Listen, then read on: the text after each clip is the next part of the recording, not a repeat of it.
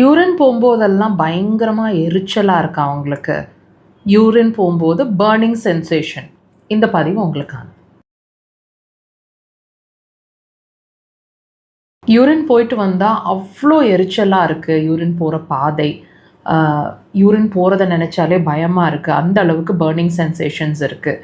இந்த மாதிரி உணர்வு உங்களுக்கு இருக்குது, அடிக்கடி நடக்குது, ரெகுலராகவே நடக்குது, அல்லது சம்மரில் மட்டும் ரொம்ப சஃபரிங்ஸ் இருக்குது. இந்த மாதிரி ஒரு நிலையில் இருக்கீங்க அப்படின்னா, இது ஒரு விஷயம் உங்களுக்கு உணர்த்திட்டுருக்கு.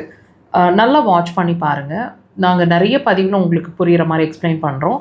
ஒரு விஷயத்தை, உங்கள் உடம்பு சொல்லக்கூடிய ஒரு விஷயத்தை கான்ஸ்டண்ட்டாக திரும்ப திரும்ப உங்களுக்கு உணர்த்திட்டே இருக்குது. ஒரு பிரச்சனை, ஒரு வலியோ, ஒரு சிரமமோ அடிக்கடி உங்களுக்கு உணர்த்திட்டே இருக்குது அப்படின்னா, உடல் ரீதியான பிரச்சனையை உங்களுக்கு உள்ளே இருக்குது, உடல் ரீதியான பிரச்சனைகளில் இருக்கீங்க நீங்கள் அப்படிங்கிறத உங்களோட சிம்டம்ஸ், அதாவது நீங்கள் அவஸ்தைன்னு சொல்லக்கூடிய விஷயங்கள் உங்களுக்கு உணர்த்த விரும்புது, உங்கள் உடல் உங்களுக்கு உணர்த்த விரும்புது.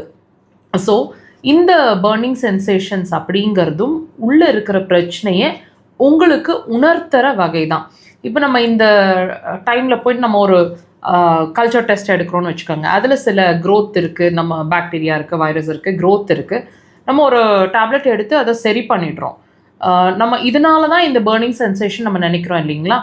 ஆனால் ஏன் திரும்ப திரும்ப அந்த பர்னிங் சென்சேஷன் வந்துகிட்டே இருக்குது, ஏன் இந்த யூடிஐஸ் மறுபடியும் வந்துகிட்டே இருக்குது அப்படின்னா, நான் சொன்ன மாதிரி இந்த சிறுநீர் பை வீக்காக இருக்குது அப்படிங்கிறது தான் திரும்ப திரும்ப அந்த பிரச்சனை, அதாவது யூரின் போகும்போது எரிச்சலை கொடுத்து உங்களுக்கு உணர்த்த விரும்புது. ஸோ நம்ம என்ன பார்க்குறோம், அந்த எரிச்சல் மட்டும்தான் பார்க்குறோம். அந்த எரிச்சலை சரி பண்ணிட்டா போதும்னு நினைக்கிறோம். ஆனால் அந்த எரிச்சலை உருவாக்கி ஒரு விஷயத்தை உங்களுக்கு உணர்த்துற விஷயம்தான் ரொம்ப ரொம்ப முக்கியம். அது உங்களோட யூரினரி பிளாடர். ஸோ தயவு செய்து அந்த கண்டிஷன் அண்டர்ஸ்டாண்ட் பண்ணிக்கங்க.